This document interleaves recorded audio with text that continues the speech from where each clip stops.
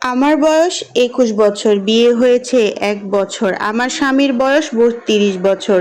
বিয়ের ২ মাস পরে আমি প্রেগনেন্ট হই। বিয়ের প্রথম দিকে আমরা দরজা লাগিয়েই ঘুমাতাম, কিন্তু ২ থেকে ৩ মাস পর আমার শাশুড়ি বলতে শুরু করেন, আমার ছেলে দরজা লাগিয়ে ঘুমোতে পারে না, ফাঁপড় হয়, দিও না, অসুস্থ হয়ে যাবে। আমার স্বামী ও মা বলছে তাই চুপচাপ মেনে নিত, শুধু পর্দা টানিয়ে রাখতো। আমার তো মনে হতো এটাও তার সহ্য হতো না। আমার শাশুড়ি উকি দিতেন, যেটা আমাকে খুব অস্বস্তিতে ফেলতো। তিনি যখন সকালে হাঁটতে বের হতেন তখন আমাকে রুমের ভেতরে গিয়ে আমাকে পায়ে সুড়সুড়ি দিয়ে ডেকে তুলতেন। আমি আর আমার হাজবেন্ড শুয়ে থাকা অবস্থায় যেন আমি গিয়ে বাইরে দরজা বন্ধ করে আসি, কিন্তু একই কথা তিনি কখনোই আমার শ্বশুরকে বলতেন না। প্রেগনেন্সির ৭ মাসে আমি আমার বাবার বাড়িতে চলে আসি। আমার স্বামী শ্বশুর শাশুড়ি ঢাকায় থাকেন, স্বামী চাকরি করেন, তাই শুধু শুক্রবার ও শনিবার বাসায় থাকেন। তখন আমার কাছে আসতেন বা আসতে চাইতেন, কিন্তু অনেক শুক্রবার শনিবারই শ্বশুর শাশুড়ি কোনো না কোনো কারণ দেখিয়ে, কোনো অসুস্থতা কথা বলে, কখনো অন্য কাজের কথা বলে তাকে আটকে রাখতেন, ফলে সে আর আমার কাছে আসতে পারত না।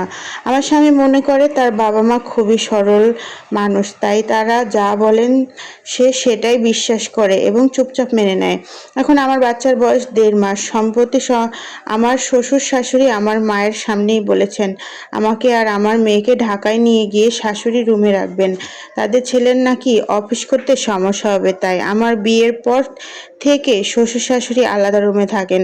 আমি যখন ওদের বাসায় ছিলাম তখনও দুপুরে আমাকে শাশুড়ির সঙ্গে শুয়ে রাখতেন, কারণ নাকি তাদের ছেলের ঘুমের সমস্যা হবে, সকালে অফিস করতে হবে। এমনকি এখনও যদি আমার স্বামী আমার কাছে আসে তাহলে শাশুড়ি ফোন করে বলেন আমার ছেলেকে আলাদা রুমে শুইয়ে দাও, ওর শরীর খারাপ হয়ে যাবে।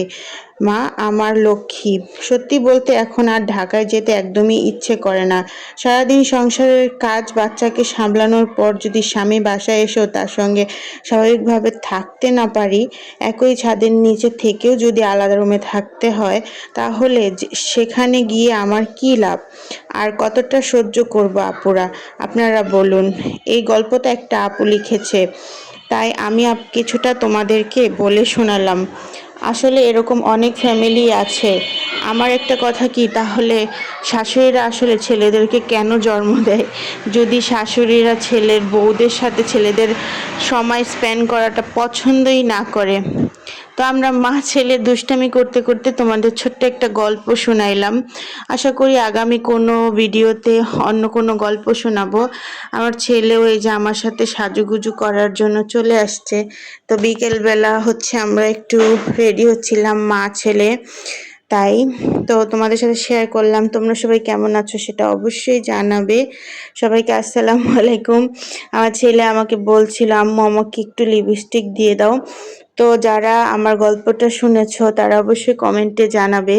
আসলে এই আপু আমাকে গল্পটা বলেছিল, গল্প না, হয়তো তার জীবনের বাস্তব কাহিনী। আর এই যে প্রেগনেন্সির পর থেকে আমার হাত পায়ে আগের সব কিছুই লাগতেছিল না, আন্টি উন্টি সব, আর চুলগুলা তো উঠেই যাচ্ছিল। চুল মাথায় নাই বললেই চলে। তেল দিয়ে রাখছি, আমাকে কেমন যেন লাগছে, একটু আলুর মতো দেখা যায়। যাই হোক, তোমরা যারা এতক্ষণ আমার সাথে ছিলে, আমার ভিডিওর সাথে ছিলে, তোমাদেরকে অনেক ধন্যবাদ। আর অবশ্যই একটা লাইক দিয়ে ভিডিওটা দেখো।